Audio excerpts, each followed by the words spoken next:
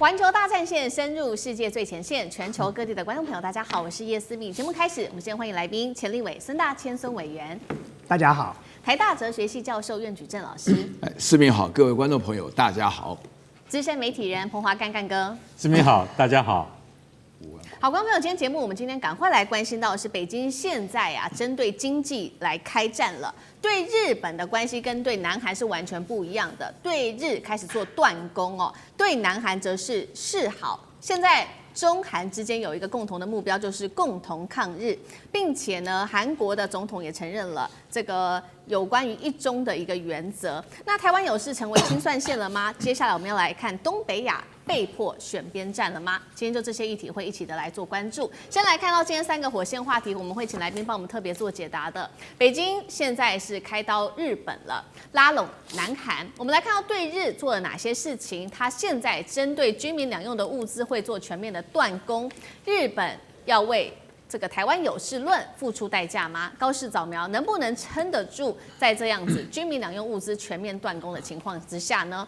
好，接下来第2点我们会来看到的是中国大陆跟南韩这一回站在一起高喊共同抗日，并且携手捍卫2战胜利成果。李在明还刻意秀出了在他们的会面的这个场子上面，秀出了习近平先前赠送给他的小米手机，并且一起做自拍，甚至还喊出针对中国大陆，他喊说这个辽宁是千金难买啊，还喊出一个中国。东北亚的这个布局阵营是不是要重新的划线了呢？这个是第2个问题。最后一个问题，我们也会来看到。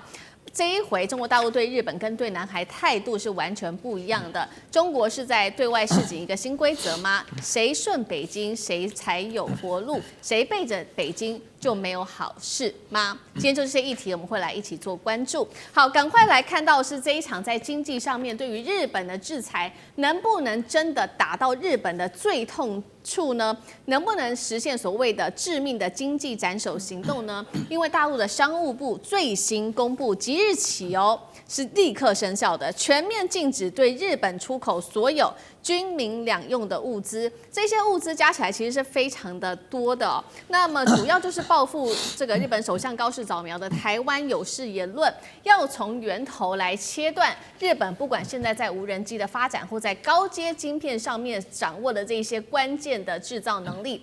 节目一开始要特别请教孙委员了，大陆这一次针对于日本的这个军民两用物资的限制，可不可以被视为是一个对对手的精准杀戮呢？能够踩到日本的痛处吗？委员怎么看？对，我想我在这个节目已经不止一次提过了就从高市早苗失言风波开始，你就看到来自于北京政府一连串的外部跟内部的动作。那这些东西都可以很明显的看得出来，他并没有打算让这次的失言风波大事化小，小事化无。所以日本原本打的算盘是说，借着一次又一次的模糊解释，可以把这件事情混过去。但是很显然的，北京政府并不买单。那既然不买单，他就不可能轻轻松松的就放过日本这一次了。那么还不要讲说他在这一次这个军事演习的时候，日本已经是屋漏偏逢连夜雨了，你跟中国大陆的关系已经够糟了，这个时候你还要来插一脚你还要来啰嗦发言，那么这些东西当然都会再的造成北京政府对这个日本方面的这个愤怒所以我认为北京在一开始的时候，他就很聪明的主导了一个话题我记得我在这个节目也说过，他主要强调的不是中日之间的仇恨。他一直不断的锁定在日本军国主义复辟这件事情，因为亚洲的国家大部分都被日本侵略过所以日本军国主义复辟这件事不是只有中国大陆的事，它也是韩国的事，它也是东南亚国家的事。因为当日本不断的强大起来的时候，谁知道日本不会重演当年24世纪大战这样的角色？你说现在不会，当年明治维新的时候，谁会想到日本会变成侵略国可是它就是一个变成侵略国了。所以当高市早苗准备要把日本非核化，日本要开始做军武扩张的时候，其实中国大陆抓住了这个痛调，是相当聪明的所以为什么中韩之间可以在这件事情上某种程度有共同的默契跟立场？因为韩国其实不亚于中国大陆韩国民众仇日的氛围也是很强烈的。韩国当年不是没有被日本殖民，没有被日本欺辱，没有被日本践踏过的。所以韩国民族对于日本的这个民族的恨也是深藏在心中的。所以当然这一次中韩之间可以在面对日本的这个议题上，很快的就达成一个共识跟默契了。那我认为李在明很聪明啊，李在明比高市聪明多了。你看李在明是两边都压了，他一方面告诉美国老大哥说，我来帮你造船，你现在造船技术落后嘛，对不对？我来帮你造船，我投资几千亿下来恢复你美国造船业的荣光。可是另外一方面，他维持跟中国大陆良好的关系，所以某种程度来说，对中国大陆来讲你光看到他怎么对韩国，就了解说，这不是要求日本、韩国选边站的问题韩国是两边都站了，可是中国大陆并没有因此而对韩国这个迁怒。日本它不是两边站，它是站了一边来打这一边，那就是中国大陆无法接受跟无法容忍的所以中韩关系现在的确是快速的升温各位，如果你现在去一趟上海我过去这一年大概每个月都在上海待1个礼拜到10天了，那个大街小巷都是韩国人我住的那个饭店以前没有太多人的，现在天天爆满，全部都是讲韩文的韩国的客人，所以你就可以知道中韩之间的民间的互动现在是多么的热烈跟密切。你更不要讲说中国大陆关掉了日本的观光之门之后，大开了韩国的观光之门，所以对于中国大陆的民众，他不能去日本，他都去韩国来。所以因此在这一次高市早苗的失言风波里头，其实韩国是最大的获利者。那但是中国大陆这一次采取了更严厉的方法，就是断掉了它一些相关的物资。你说会不会精准的打击到？当然会啊！而且我要强调的是，不只是断掉物资，包含在渤海的军事演习，一波又一波。只要高市不收回这句话，我看接下来中国大陆的这个工具箱里头还有很多工具呢，那日本就只好等着接招吧。好，大陆这次祭出针对于日本的制裁，这个算是首波比较大型的一个制裁。接下来还有哪一些工具箱会持续的来做关注？那另外一边刚刚讲嘛，选择站在中美之间这个两边都站的国家就是南韩了，非常的聪明。我们来看到南韩最近有什么动作？因为现在呢，北京同样正在迅速的拉拢南韩当中，我们来看到的是1月4号这一天，李在明总统，南韩总统正式的抵达北京了。那5号正式的跟习近平主席会晤。李在明非常的厉害我们看到画面上，他呢其实除了跟主席握手之外呢，也拿出了他说呢这是习近平上次访韩时送给他的手机，并且呢跟他做自拍，跟习近平夫妇做自拍，还说呢拍到了人生的代表作，做球这个做好了非常密切的紧密的中韩关系。那么习近平也在这一次的会晤当中特别去提到了中韩关系的重要性，他还说呼吁南韩站在历史正确的那一边，也重提了中韩过去曾经共同对抗日本的军国主义，来携手捍卫2战胜利成果。李在明也呼吁了有关于这个共同抗日的历史，并且他说尊重一中的原则，还说呢粮林千金难买。那么他也说，韩中关系会在今年全面的恢复的一个关键元年。那要注意到的，这是李在明在短短2个月之内，其实跟习近平来做见面。这一次李在明他也带了非常多的企业家，一共是400多位，而且都是这些大企业，不管是我们知道的 LG 啊、现代汽车、SK 啊、三星等等都有。那针对于比较有争议的一些议题，就是大家想要知道的是南韩的稀土问题。现在呢，南韩也说了，中国已经同意了，透过这种制度的许可，可以协助南韩企业取得这种关键的矿物。第二个比较具有争议的议题，就是有关于南韩要造这个核动力潜舰。南韩也说了，已经跟中国大陆说明了，目前是没有太多的争议。针对于中韩之间现在站在一起共同抗日，苑老师又怎么看？南韩这一次为什么要极力讨好中国呢？是担心日本军国主义再起吗？李在明这一次访问北京是要告诉大家，尹锡悦的时代已经完全翻章了。那么现在的话呢，在这个翻篇的过程当中，那么李在明的话呢，他创造了几项记录。首先，第一个记录的话呢，就是说原来这个韩国上任的新总统不访问美国或日本，直接到中国去，这是第一次。那这个也是一个非常非常重要的一个指标。然后第二个重要的指标的话呢，就是不晓得大家知不知道，就是韩国的圣地居然是在上海黄浦区的马当路306号，叫做韩国流亡政府旧址。我去过那个地方，我去那个地方是看一个朋友，结果到那个地方的话呢，要改道，因为前面排了大排一大堆人，我以为美国领事馆要办签证，后来搞了半天是韩国的观光客要看他们的圣地。然后第三件事情的话呢，大家知道李在明这次要到哈尔滨去，把安重根的骨灰要带回这个日本在韩国去。那安重根什么人呢？就是暗杀伊藤博文的人。那这杀的地方的话呢，就是在这个哈尔滨的这个车站。那是一个很了不起的。大家要知道，伊藤博文对中国人干的坏事无限了居然是被一个韩国人，而且第一个韩国人的杀手就把他干掉了啊！所以说这个是一个很重要。所以说中韩共同抗日出现了非常多的象征意义。但是是不是能够重塑东北亚阵营呢？我觉得还蛮难的，真的蛮难的。因为美国的话，我刚刚讲这几件事情，美国的话呢，希望韩国是听话，做乖儿子乖孙子。但是这一不听话的话呢，美国现在已经有动作，就是美国裁减了在韩国、在朝鲜半岛上的美军，而且完全没有告知韩国。那么这个意思呢，也就是说这是一个警告那么对于韩国来讲的话呢，你能不能够面对朝鲜的威胁？那么这是另外一个问题。那么为什么这一次？李在明要带了这么多的400人的这个经济访问团来访问中国的话呢，最主要是原因只有一个答案，就是经济这个笨蛋问题就是在经济。那么韩国本身跟中国的近的程度上来讲，所有的科技，因为韩国无论是科技也好，甚至说是演艺事业也好或者什么 K-pop 或者说韩国的。他们现在都面临了很大的威胁因为大陆自己搞起来的慢慢出来了。我告诉大家一个数字，就会知道韩国人为什么不是很喜欢中国人的同时，你又要派出所有的这种财团要往中国走。大家知道韩国最有名的泡菜，我们叫韩国都叫泡菜。韩国的泡菜没有很少是韩国自己做的，韩国99%的泡菜是山东青岛一个镇所做的泡菜大家要了解那么对韩国来讲，如果他知道这个数字，如果他有看我们的节目的话，要翻译成韩文的话，是可忍孰不可忍韩国连自己的泡菜都要靠中国，他的经济怎么能不靠中国？所以这个大家展开了无限的想象空间，让大家可以知道韩国在目前为止的依赖中国的程度，比依赖美国、比依赖日本要严重得多。所以李在明这种做法，目前为止没有看到韩国有什么大型的抗议。确实，所以我们看到这一次习近平主席也特别的借由因为韩国对他经济上的依赖，也拉拢跟韩国之间的关系。那针对日本，则是做这种精准的经济上面的打击。怎么看北京的策略，干哥？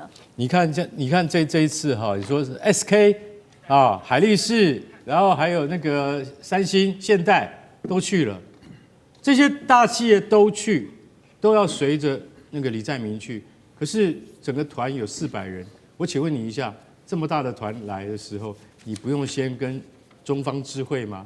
中方一定知道你来了些什么人他才会允许你进来。他不可能说我今天就我都邀请你们，你们来多好都不管。我跟你讲，这是一个经过特别缜密的计划，也就是说，你们要来什么人，要来什么企业，要来谈什么问题，都已经早在出发之前都已经这个双方已经协商好了，要干嘛？是做给周边的国家看的，就是说，你看，我现在跟朝鲜半岛上的南韩跟大韩民国为什么这件事情的意义很重大？大家要晓得，这是10年以来中韩之间等级最高的会面。那你说10年什么意思？大家还记得2016年的时候发生什么事情吗？好了，2016年就是发生的南韩的萨德飞弹部署事件，美国硬要在南韩部署那好像是咸镜北道吧，然后问题出在哪里？你知道吗？问题出在美国要部署，那我南韩没有办法你就问美国不要问我他说没有关系你说你没有责任是不是？正好你这块土地就是部署萨德防卫系统那个土地是乐天集团所有，好了，这下乐天集团你完蛋了，你在大陆所有的企业，因为乐天是连锁企业嘛，它不但有零售业、销售业，它还有什么？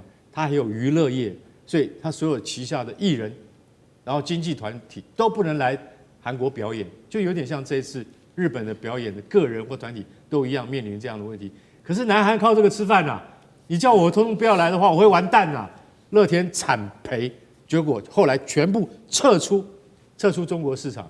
所以10年前乐天的事件，就因为一个萨德飞弹，中韩关系冰冻了很长一段时间，到今天终于解冻了，而且这么大规模，而且李在明还跟那个习近平夫妇2个人用习近平送给他的手机，这些都是意义。对，大家要看这个新闻的时候，大家都要看说李在明不是很简单的这官事拜访，然后大家合照给大家拍一下，不是他自己拿起来，你送给我的小米手机来，我们来合拍，所以这个意义非常重大。这在都显示出什么？显示出两国解冻。那你说是因为日本的这件事情而就是说南韩得利吗？也对，也没有错，本来就是这样子。因为我们现在就要提升南韩在我们中国的国际贸易上面的地位。还有最重要的就是大家可能没有注意到一点，南韩表示向中方充分说明了南韩的核子动力潜艇。我可以告诉各位，到现在为止，日本只是没把话说出来。日本想要建造核子动力潜艇，因为这件事情一直被美国压着。对，为什么？80年来，美国不准日本碰核子一步，除了和平用途。你现在如果说你要造核子动力潜艇，日本，我告诉你，日本早就会造了，但是它不能造，因为美国不准。南韩我竟然准了，为什么？也是美国同意的，你知道吗？所以这一次南韩对于核子动力潜艇，他们要开始生产核子攻击潜艇的时候，他必须要先向那个美国，因为也是美国帮忙才有办法造。第二个就是要跟中国报告，不然的话你就会破坏区域和平。所以这件事情没有在他们这一次的会谈之中放在题目里面，代表什么？中国已经默许这件事情意义非常重大。为什么？我准许南韩，然后如果日本你敢造的话，我可以告诉各位，绝对比台湾有事这件事情还要严重100倍。为什么？因为日本开始走向真正的军国主义，开始造核子潜艇的话，那就会天下大乱。中国绝对不会同意。所以大家看李在明这一次去访问北京，其实他的收获很大，也是警告日本。好，谢谢干哥。那我们休息一下，马上回来。地缘政治、美中之争、战略价值、强权崛起、小国生存。现在与未来洞悉事件走向，掌握世界脉动，全球观点尽在环球大战线。接下来持续来关心到是大陆很出招了，这一回斩断的是一共我们要来看到细节项目了，1005项的日本的军民两用的物资，经济上面也会另外出拳。刚刚讲的1005项，这个是包含在军民两用的这些军事物资。那另外一方面，我们等一下也会来看到在经济上面的重拳，包括在观光跟消费面也会来一起做关注。赶快来看今天3个火线话题，我们请来宾帮我们特别做解答的。这一次最新的消息是中国大陆针对日本的军工高科技产业的出口开始有了非常多的限制，而且迹象已经完全出来了。来看，包括了稀土，包括了关键的金属和高阶电子等等。那日本的军工升级还有路吗？这是第一题，我们会来特别做关注。第二件事情来看到是，因为日本政府一直要修改它的安保3法，尤其呢针对有关于核选项，现在也重新被提出来了，所以中国大陆就祭出了这么多的制裁。日本真的能挡住北京这一波的施压吗？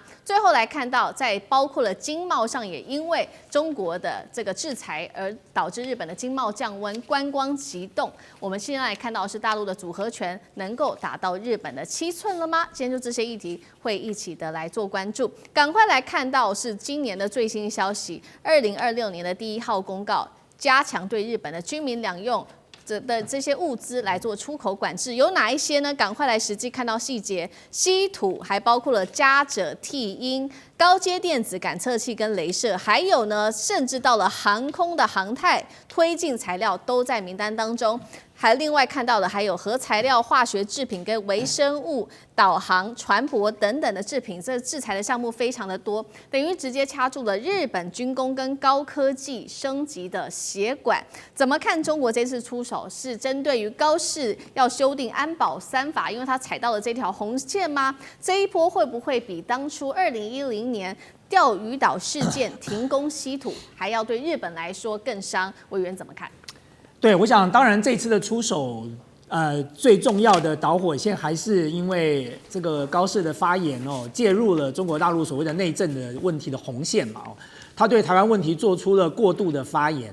但是当然啦，就是说中国大陆为什么这一次出手这么重哦？那么最主要的原因也是在于说那个是高市啊。各位知道，在日本的右翼的势力是台湾台独最重要的幕后支持者。就我过去从政这10几年，台湾的这些独派的政治人物，他们很多的资金跟资源都是来自于日本的右翼势力，像我们最早以前讲到的那个什么金美玲啊，这是很好的代表嘛。所以日本右翼的政客跟台湾的台独势力是绑在一起的。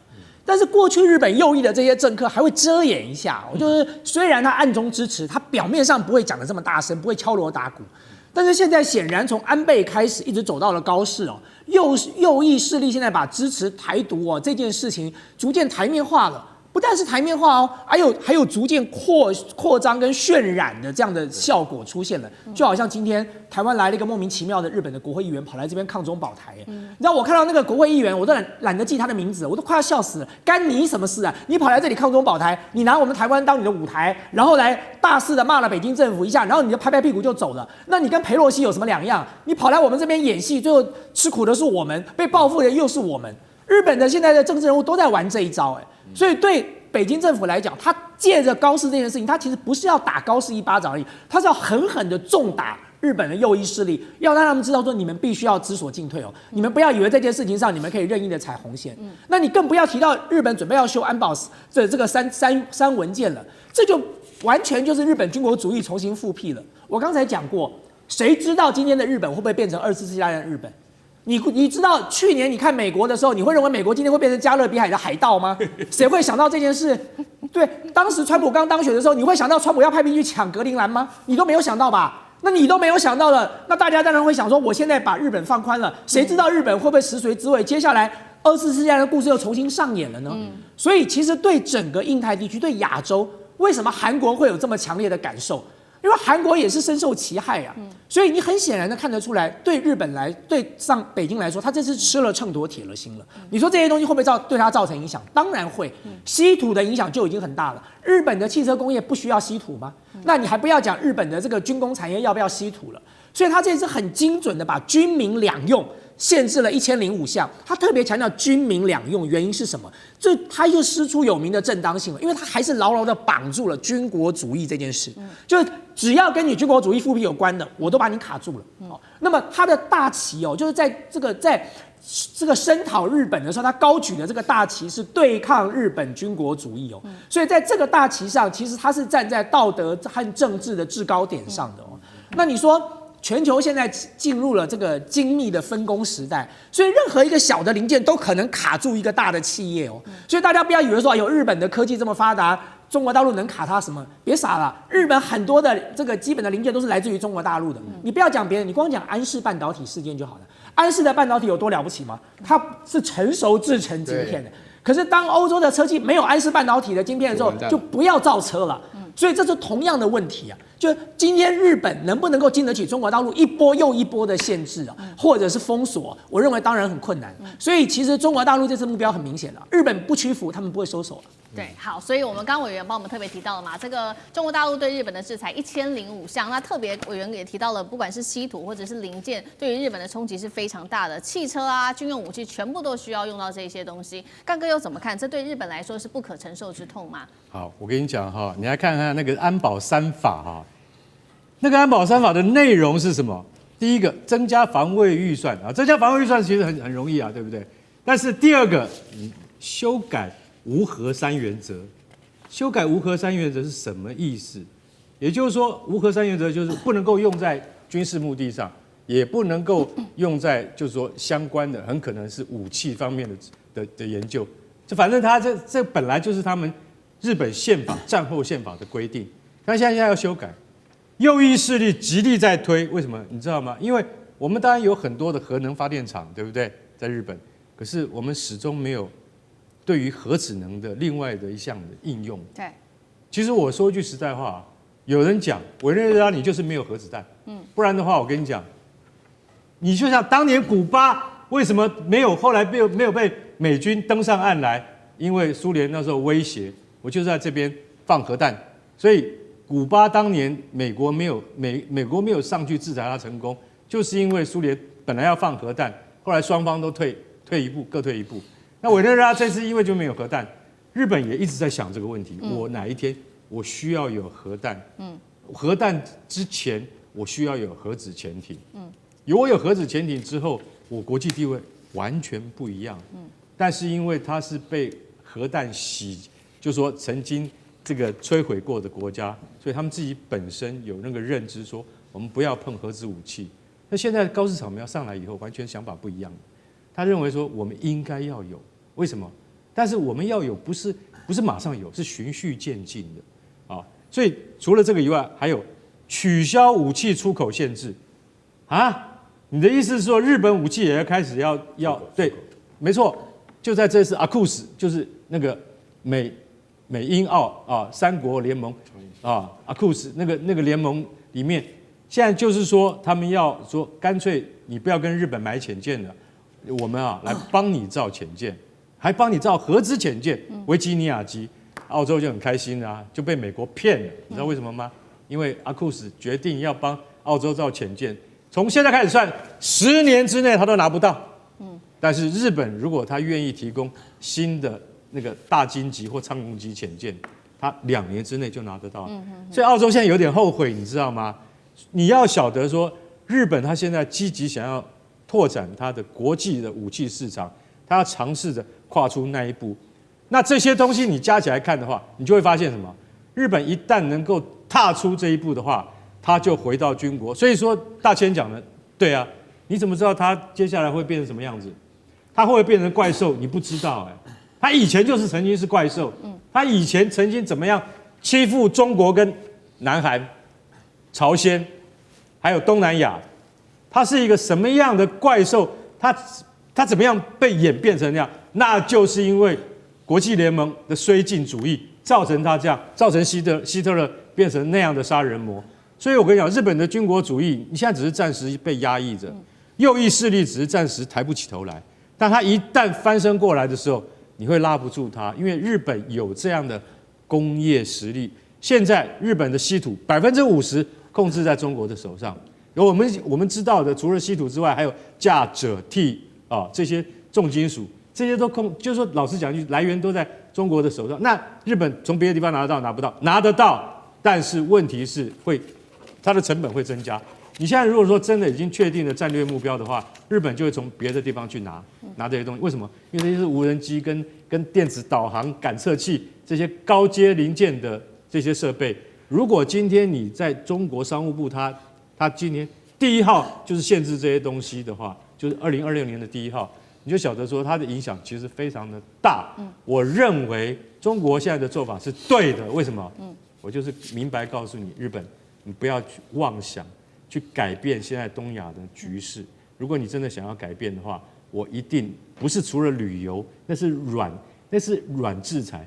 我有硬制裁的方法可以对付你。好，这个是硬制裁，针对中国大陆对于日本在军事上尤其的制裁。那另外一方面，除了在这个军事上面、科技上面这些高阶科技的制裁之外，我们来看到大陆也针对经贸跟观光，针对日本做了很大的制裁。尤其先来看到经贸日中本来在今年会有个经济团体新年会，那么中国驻日大使已经确定了首度缺席，3大经济团体原定1月访中计划直接延期。再来就是观光，现在也是急动中国游客占日本消费观光20%以上，其中静冈更是高达40%如今在日本的百货还有免税的这些药妆销售年减幅暴增达到了20%，饭店价格暴跌，地方经济急动。一个是针对军事的制裁，另外还有观光消费对于日本的冲击有多大？老师，这个对日本的一个冲击的话呢，其实是一个全面的哈，因为刚刚我综合下来，大家要了解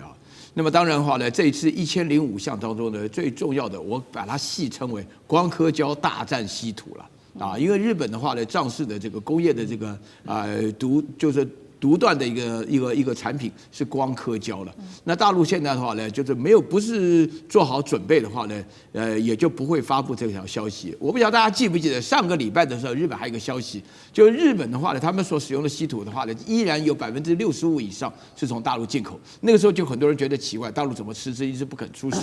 那现在的话，这不就出手？这个出手的话呢，有2个问题是非常明显的第一个是即刻生效。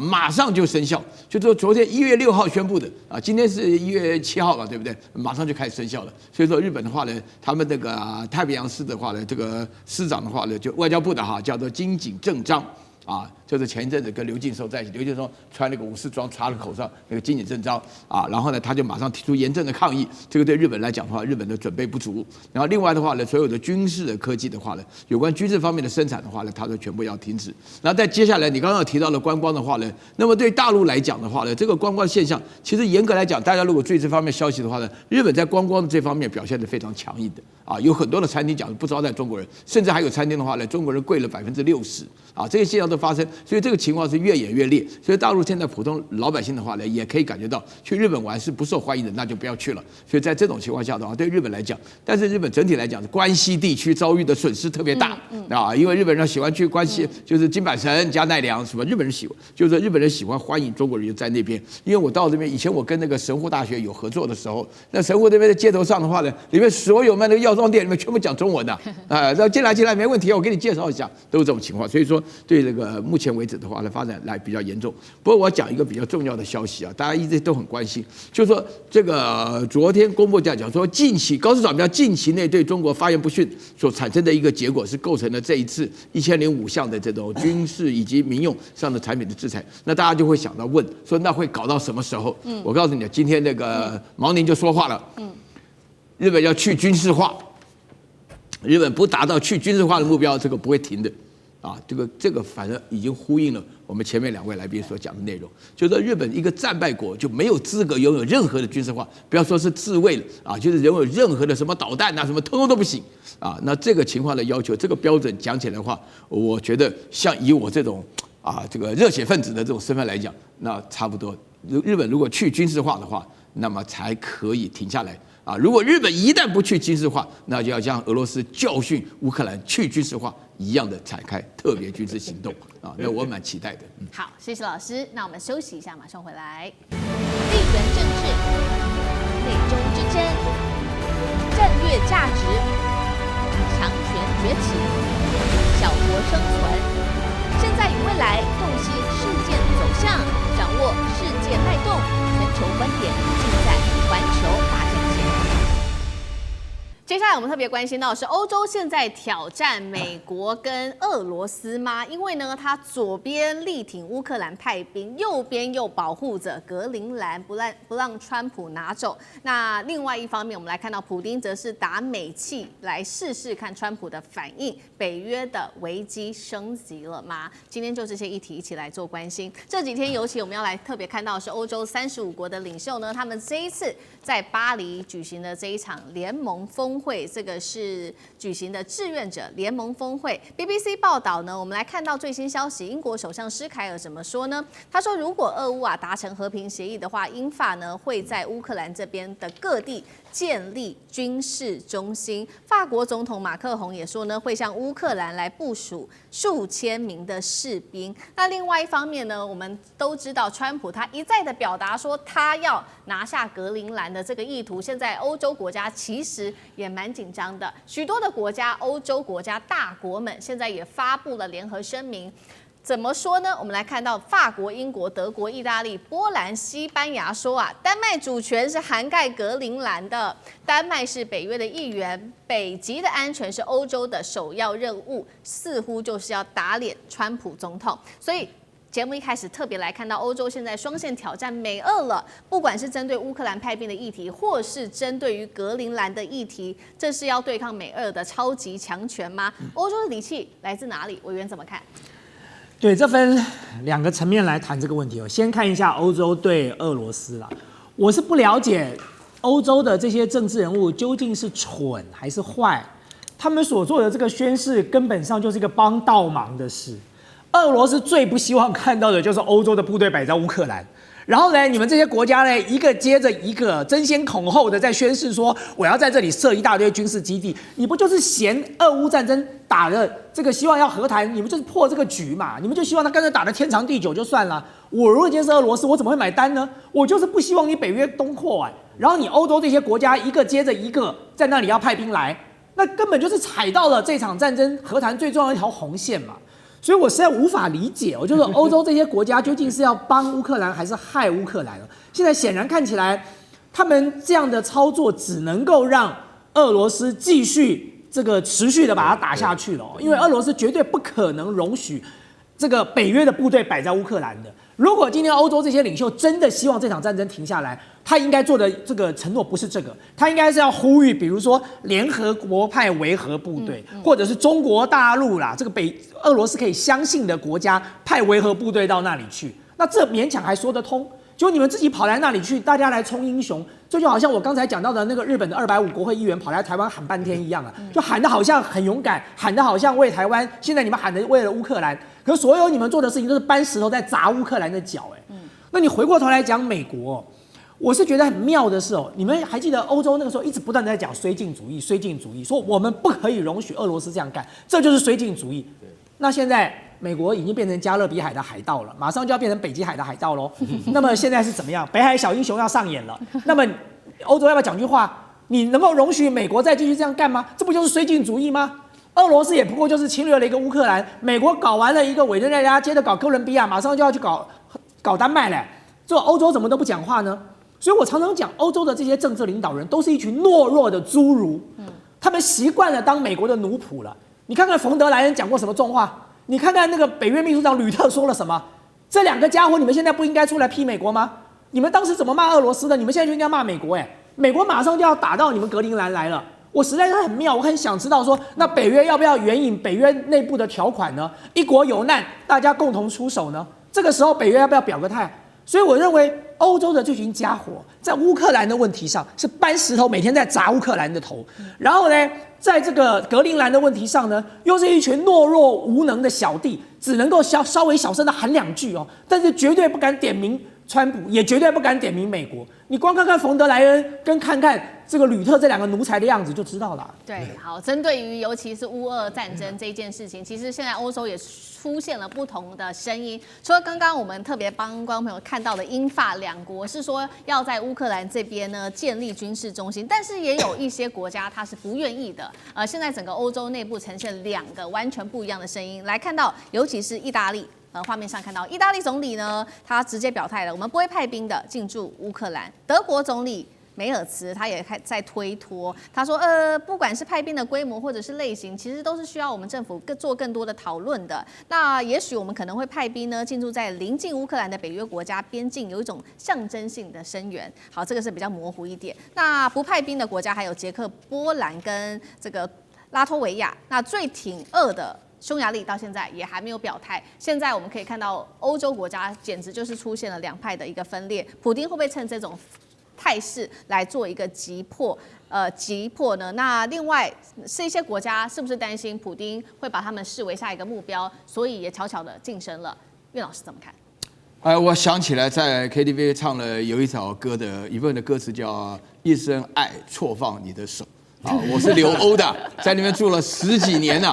刚刚大仙问到你到底是笨还是坏，我跟你讲，他是笨笨当中自然包含了坏那做出错误的决定嘛这个真的我讲起来，我是在嘲弄我自己的人生我自己觉得话呢，没想到欧洲这么笨，就导致我们留欧的学生大部分都聪明不到哪去了那么我现在必须要强调一下，你这个事情呢，欧洲本身来讲，它就根本没有团结的可能。就连英法当中叫得很大声，派几千人到那边，已经是一个完全是人家势如破竹的战场上，基本上是送人头的。话就讲到这边，不会真的派兵的，也没有讲谁出钱。那么德国人的话，向来是比较诚实的，但是莫茨呢是笨的诚实，所以他基本上讲说我们的话呢，就是这个要经过国会的同意。那废话，国会怎么可能同意嘛？对不对？要派自己的子弟兵去送死。那另外的话呢，我必须要强调，你刚刚强调就是说，像捷克啦或者说是这个波兰还有立陶宛，立陶宛不是跳得很凶吗？立陶宛不是最凶跟台湾什么不怕中国什么的讲明了。他不派兵就算，他们是距离乌克兰最近的国家，他们要去讲派兵了。普遍讲到说，你们立陶宛的话呢，被我们收拾了100多年不够，是不是？你还想再来所以在这种情况下，另外的话呢，我会觉得欧洲现在处境非常尴尬，因为说呢，美国本身来讲，尤其是这个川普说要格陵兰的事情，他讲的再直白不过了那现在只是缺总督而已，但委内瑞拉的总督是卢比奥出来了那立陶宛的总督是谁？还没出来，只差这一步而已。那这个太难看了，你知道吗？搞到最后，所以说呢，这里头当中我讲说英国、法国、德国这个什么意大利什么的。大家有没有注意到，莫名其妙冒出一个西班牙啊，西班牙原则上是距离乌克兰最远，但是西班牙为什么？因为西班牙替以西班牙语讲话的国家替委内瑞拉发声了啊，替拉丁美洲发言，因为他自己是原来的就那边殖民国嘛，所以你在这种情况下，欧洲是各有各的算盘。但是整体来讲，因为很笨的关系，所以做出来这个决定的话呢，就是说做出一件很坏的决定啊。我们讲坏有2个意思，一个是心术不正叫坏，另外一个你做出来这种决定，就搬了石头，我本来正想接下去搬了石头打自己的脚，就搬了石头打人家的头，这就叫做坏啊。所以我只能够讲到这边，再接下来我说不出来，因为你这个消息怎么评论呢？全是假的，就不可能实现的。好，这个是有关于在这场乌俄战争的这个政治外交面。那另外一方面，我们赶快带光朋友来看到乌俄战争现在的实际战场的进度哦。俄罗斯在1月5号这一天又对乌克兰发动了这一波新的飞弹攻击，其中1枚是直接命中了比较重要的地点，就是涅伯城一处。重点来了，它是由美国的农业巨头这一家叫做邦吉公司持有的葵花籽油的储存设施哦，它直接就打美气了，那导致了300公吨的葵花籽油直接外泄。乌克兰外长认为说，这个就是一个蓄意行为，因为俄罗斯已经做过很多次了。那确实现在看到俄罗斯正在系统性锁定美国企业，直接做进攻。这个普丁是在试探川普吗？川普也曾经说过，美国企业能够作为乌俄战争的一个缓冲，现在看起来完全不是这样。干哥怎么看？所以乌克兰又逮到机会了，外长西哈比他马上就说：“我跟你讲，你看，什么地方不好打，你给我打这个邦吉公司。邦吉公司是什么公司？他就想说，在乌克兰里面有一个非常漂亮的一个，把油桶都画成乌克兰国旗的样子，那叫邦吉公司。做什么的？专门做葵花籽油。为什么？因为葵花籽在乌克兰的农业生产上算是一个大项。那美国就在那边设厂。那邦吉公司呢？我可以告诉各位，也是像那个大仙讲的，海盗出身的。他从17世纪他就是你知道到处劫掠。为什么？老板谁？荷兰人。荷兰人还在当海盗的时候，不但我们台湾也是被他给占了，后来郑成功把他给赶跑，对不对？那邦吉公司它最早就是说，他们在全世界，他们就是投资那种有经济价值的农作物以及各种农产品的买卖。后来邦吉公司它从阿根廷回到了纽约的市场上去挂牌，然后在美国至少有35处的工厂，然后它每个工厂都那其实不叫工厂，那个谷仓啦。你从这边看过去就看到哇，那谷仓真的大的吓死人。然后呢，它在乌克兰投资已经快10几年了，所以说它是全球大概是非常知名的农业生产公司，以及就是说行销的公司。这个公司的每年的这个交易量是大概到上了几百亿美金，市值它这个公司市值100亿美金。所以这么大的公司，你今天俄国人用什么飞弹？用伊斯坎德地对地中程飞弹去打我们这个葵花籽油公司，结果你要打到你知道吗？300吨的葵花籽油漏了一地，要用什么？要用推土机去运的石头跟沙来铺。为什么？如果你不铺的话，这个卡尔可夫第2大城，乌克兰的第2大城走不动了，因为满地都是葵花籽油，所以你就看到那个场景，说战争打到现在连这个民用物资也可以这么浪费了，你心里就很痛。其实不只是这样，俄国还锁定了一些暖气设施以及供电设备，也就是专门对它的民生产生了很大的影响。大家就晓得说除了这个之外，连美国的企业都已经成为目标。那川普，你现在出来讲话啊，你讲话，你看你要怎么解决啊？不过川普对这件事情到现在还没有讲话，我们很期待他看看，连美国企业都被攻击，美国应该采取什么样的立场？好，谢谢干哥。那我们休息一下，马上回来。地缘政治、美中之争、战略价值、强权崛起、小国生存。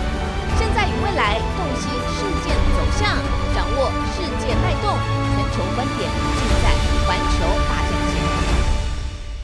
接下来我们要来特别关心到的是中国大陆的高铁这一次的里程数破了新高，达到了5万公里，是世界所有高铁这个加起来总和甚至达到2倍。我们今天会来特别关注到，包括了这个全球最大大陆的这个铁路的网络之外，还有最快的动车，这个是 CR450极速列车如何改写全球的交通枢纽格局，并且透过“一带一路”创造这个贸易顺差，达到在去年前11个月兆元美元的这个佳绩，并且剑指美国。好，今天就这些议题一起来做关心。赶快来看到呢，确实现在呢最新的统计，大陆的高铁的里程数突破了5万公里，尤其特别只是在14-15期间就增长幅度高达了超过30%，建成了世界规模最大的高铁网路。那么2027为止呢，在2025年7月为止呢，营运的里程已经是世界上其他国家的2倍，总和2倍。营运目标，他们认为说接下来1年还要增加到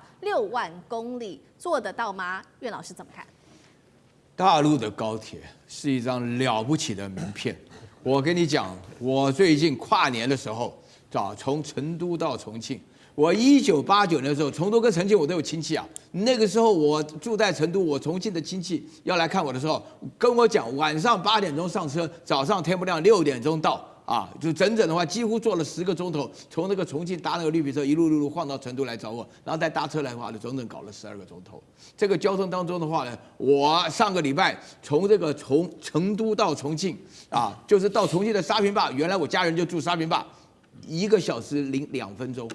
而且的话，为了享受一下，人家给我买了商务舱的票，一坐去哇不得了，跟那个真的坐吧，对不对？不就觉得躺随便你躺平坐着。我跟你讲啊，舒适快速，而且的话呢，里面一进去的话呢，哇还有人服务，让我想起当年台湾还有有车长小姐的时代啊，一见什么的，这个是讲大陆的高铁的话呢，我再举一个例子让大家了解。你看，我们都山东人对不对？我们的首会在济南对不对？那济南来讲的话，这是比较偏东的，也靠海对不对？但是我告诉你，济南最远的一个高铁站，从济南到成都8小时。你想想看，这个是什么概念呢？就是整个大陆，你知道大陆有多大啊？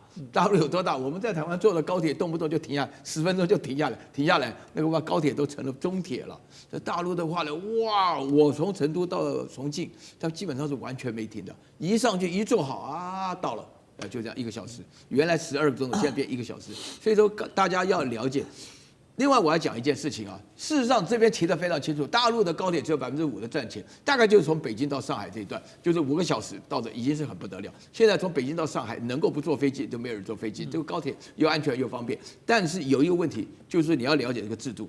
大陆在考量的时候只考虑社会平等、社会主义的国家，问到大家出行是不是方便，没有考虑到什么钱不赚了就把这条取消了。没这回事儿，大家都要。现在的话呢，有很多人就是到新疆的时候，到乌鲁木齐去也搭高铁12小时啊。那为什么？这个肯定赔钱的嘛，对不对？因为那个整个制造的那个成本多大啊。那么另外的话呢，我们讲大陆有很多的大型工程，他们都是不计成本，目的是什么呢？目的就是为了改善民间的生活，要把城乡的距离拉近。你看我们现在台湾不大，对不对？但是台北跟台北以外差距多大？啊，那大陆有这种问题吗？你大陆可以找出一手可以拿出10几个城市，他们都很好。比刚刚我们委员讲说啊，常常到上海去。大陆现在像上海的城市多得不得了，你到合肥看看，你到徐州看看啊，你到什么临沂看看，人家没有很差的，他们照样有工作发展的环境啊。这个才是一个国家应该做的事情，这个就叫社会主义，就是不顾成本，只为老百姓的幸福。好，高高老师帮我们特别看到的是，这个是全球最大，目前为止在中国大陆最大的一个高速铁路网。那除了全球最大，我们来讨论全球最快。赶快来看到这个动车，这个是CR450的动车，现在呢已经创下了几个重要的记录。首先看到第一个，单列时速453公里，那相对的交汇890公里每小时的世界纪录。干哥又怎么看？啊，就像岳老师所讲的哈，我跟你讲，你认为从这个北京坐到那个乌鲁木齐那个路线会赚钱吗？不是只有这样而已。国铁集团，它2026年它要投资2000亿人民币，哇，听得头都痛了。2000亿人民币，你要干嘛？它要开始测试那条叫成渝中线，就是成都啊，在那个四川的那个成渝中线那一条路线可以让你跑到400公里，现在还没有。现在大陆最快的叫350公里的动车，也就是高铁。现在我们要跨到400公里以上，那这一条路线要测试，就是用成渝中线来测试，投下大量的金钱。为什么？因为一定要达到400公里以上，这样子对大陆国内的民生经济以及它的战略的规划有很大的影响。你说350已经很棒了，为什么还要再快，对不对？你说那个商务舱已经很舒适了，为什么还要跑那么快呢 ？No， 我就是要跑到450公里以上，我才能够真正在缩短城乡之间的差距。这样子，在未来的这个民生经济的调控上面，他们才会用高铁这个数字来当做一种依据，可以调控。而且我跟你讲，它整条路线哈，它现在在测试之中，他说没有到60万公里啊，不能开始营运。为什么？我们台湾的高铁什么从什么南延到什么屏东，那只要你跑2趟啊，可以就上了。它不是，他们说没有跑到60万公里，60万公里可以绕台湾好几10遍了，对不对？它一定要测试到那个地步，代表说我的高铁就是我的动车已经有那个技术水准，我才能够开始卖票载人。而且整条路线你知道吗？它还减轻它的钢架的那个重量。然后用新的铝合金技术，也就是说，你现在去看它那个，你光看那个火车，就不是火车啦，高铁那个车厢，你光看那个车厢，你就会觉得说非常流线型，非常摩登而现代化，对不对？没有，它现在连那个铝合金材质，它都尽量把它减轻，而且它还有什么？就是说你到站的时候有转换站的那个设施有没有？它连那个材料，它都把它轻量化了。所以你就然后再加上一定要的人工智慧啊，将来这一条路线上面的动车都是用人工智慧来操控的。现在人工智慧也许你可能会发现，在就是说就北京到上海啊，或者上海到浦东啊这些路线上面，你也许看得到一些应用，但是将来像它这样子的，就等于是极速高铁，它完全是用智慧化的控制。那我们到时候会看到更令人日新月异、更不敢想象的特别新颖的技术在我们眼前展开。是好，所以我们看到大陆的这些新技术之下，许多媒体也报道，现在大陆的这个高铁的技术已经超越了日本跟法国。但是当然了，还是有一些媒体去酸有关于大陆的国铁，他说呢存在庞大的一个负债。这是来自于《明报》的报道，他说中国大陆的国铁总负债6.2兆人民币，只有5%的高铁路线是有盈利的。那大家就在看说，为什么在这样的情况之下，大陆要背负这么大的债？当然，日经就出来帮忙解释，他说呢，2025年大陆靠着贸易顺差45%都是来自于“一带一路”的国家，占比超出美国出口的24%，是历史新高。而且呢，在去年前3季，尤其是到11月以前，大陆更是创下1兆美元的贸易顺差。靠的就是这一些“一带一路”，还有这些基础建设的输出。委员怎么看？这是成为对抗美国贸易战的一个重要的一个项目吗？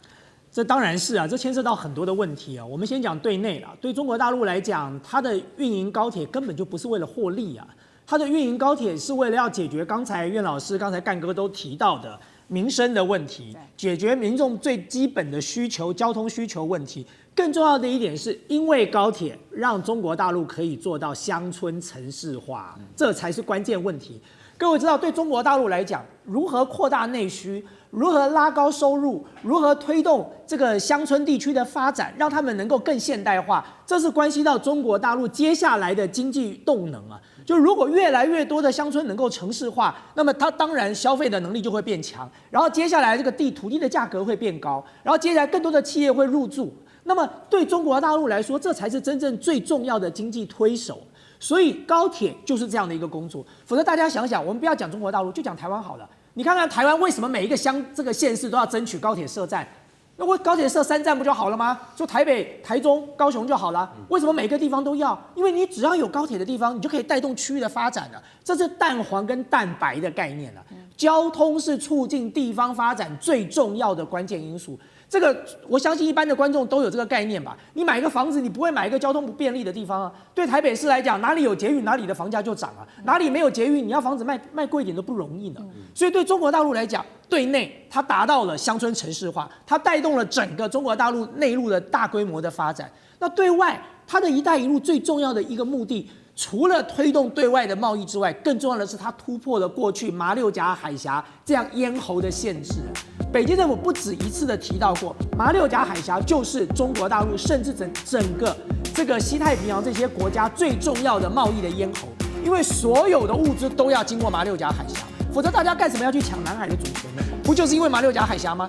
可是因为“一带一路”，它突破了马六甲海峡的限制。